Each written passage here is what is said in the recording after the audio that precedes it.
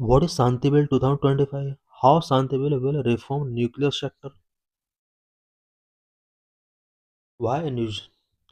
Parliament has cleared the sustainable harnessing and advancement of nuclear energy in India. Shanti bill recently parliament ने Shanti bill को clear कर दिया है. Shanti means sustainable harnessing and advancement of nuclear energy in India.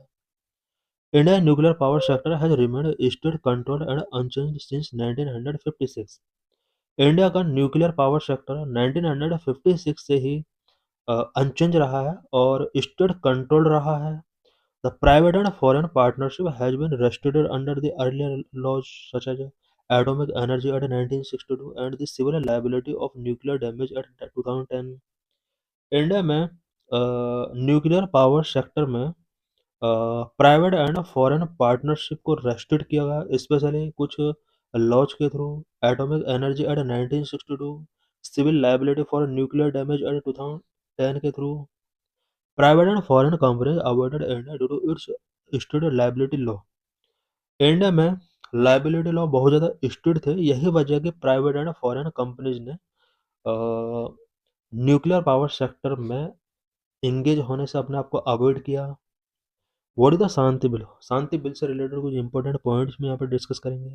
The Shanti bill marks a major policy shift by opening India nuclear power sector. Previously a state controlled monopoly to private and foreign partnership. Private entry. Indian companies can now seek license to own, build and operate a nuclear power plant. Indian companies अब nuclear power plant को operate करने के लिए, build करने के लिए licence taking कर सकती हैं. Ownership structure. It allow up to 49% private participation, while the government retain 51% control over sensitive areas like fuel production, waste management, and strategic oversight. End of monopoly. It ends the exclusive control of the Nuclear Power Corporation of India Limited over plant operations. पहले plant operations पर nuclear power corporation of India limited NPCIL का control हुआ करता था, but अब इस control को and कर दिया गया है. Investment and technology focus. Nuclear energy mission. The government has allocated rupees 20,000 crore to boost the nuclear energy mission. Nuclear energy mission को बूस्ट करने के लिए गवर्नमेंट ऑफ इंडिया ने अबाउट 20,000 रुपीज का एलोकेशन गिवन किया है. A primary focus is on a deployment of small modular reactors and advanced indigenous reactor designed to ensure long-term energy security and a clean energy transition. Atomic Energy Regulatory Board. What is Atomic Energy Regulatory Board? The Atomic Energy Regulatory Board, established in 1983, has been granted statutory status. AERB को अब statutory status given किया गया है. Role of AERB. It is now answerable to Parliament rather than just the executive branch. AERB अब executive branch को answer given करने के बजाय अब पूरे पार्लियामेंट के प्रति रिस्पॉन्सिबल होगी. इट मीन्स पार्लियामेंट के प्रति आंसरेबल होगी. Its role is to oversee nuclear safety, radiation production and industry safety, which become even more critical with increased private sector involvement. Safeguard and government control.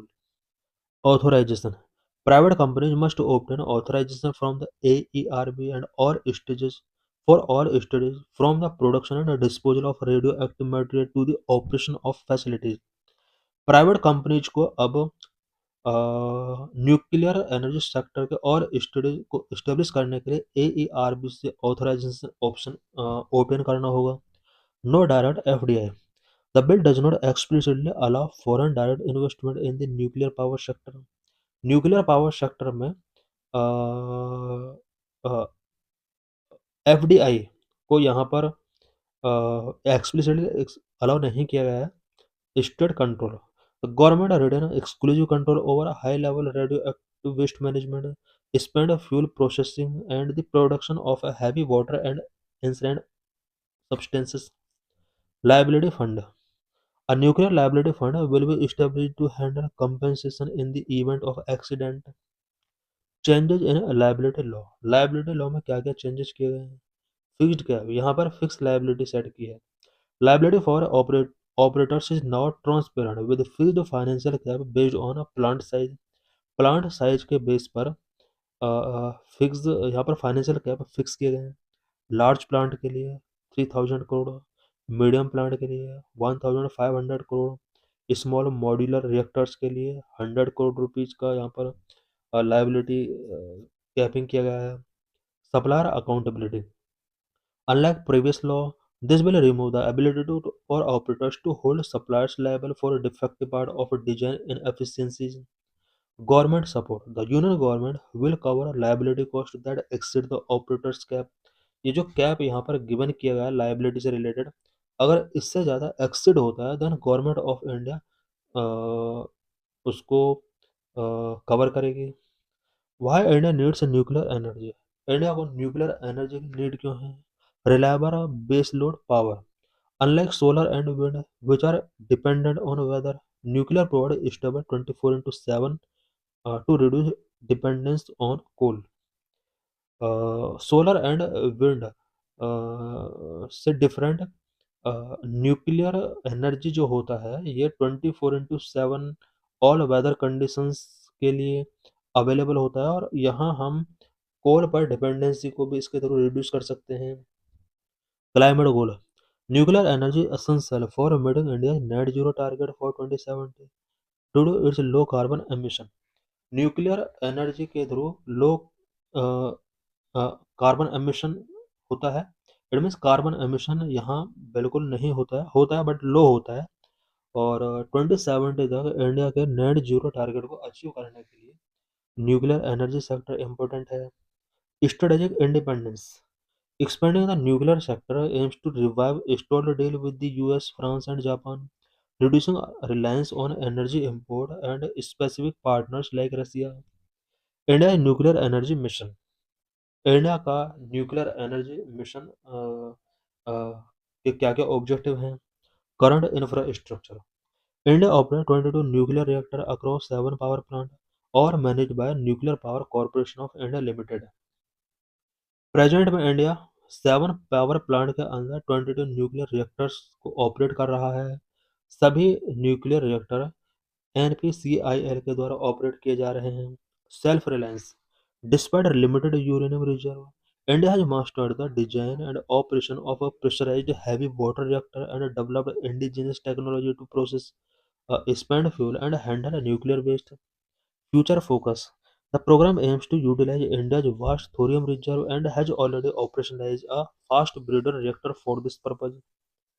की criticism and opposition, present में जो शांति bill लोक parliament में पास किया गया है, इसको कौन कौन से क्रिटिसिज्म एंड कौन कौन से ओपोजिशन फेस करने पड़े हैं?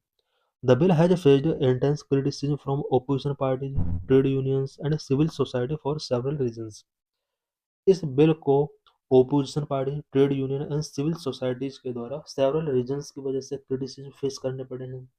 Number, diluted accountability, critics argue the bill protect private firms at the expense of public safety by removing supplier liability and capping operators' penalties at normal cost.